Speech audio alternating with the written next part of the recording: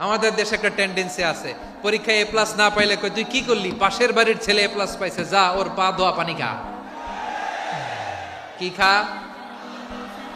তা আমি ভাবছি যে পা ধোয়া এ প্লাস পাওয়া ছেলেদের পা ধোয়া পানির একটা পানির ব্র্যান্ড বানাইতে হবে, এরকম লেখা থাকবে এ প্লাস পাওয়া ছেলেদের পা ধোয়া পানি। খাওয়া নাই, এগুলার খাওয়া নাই। ওরে আল্লাহ এ প্লাস পাওয়ার জন্য বানাইছে, আর আপনার ছেলেকে এই এ প্লাস গুলারে নিয়ন্ত্রণ করার জন্য আল্লাহ বানাইছে।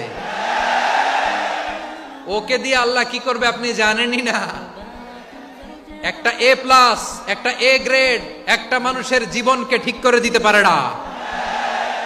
আপনার ছেলেকে আল্লাহ অন্যদিকে যোগ্যতা দিয়েছে। ওদের মনোবল ভাঙবেন না, খবরদার খবরদার। ছেলে মেয়েদের মনোবল ভাঙবেন না। যাকে দিয়ে যেটা হবে তাকে দিয়ে সেটা করতে হবে, তার প্রতিভাকে সেভাবে কাজে লাগাতে হবে। তাহলে বাংলাদেশ আমাদের এই জনসংখ্যা জনসম্পদে রূপান্তরিত হবে।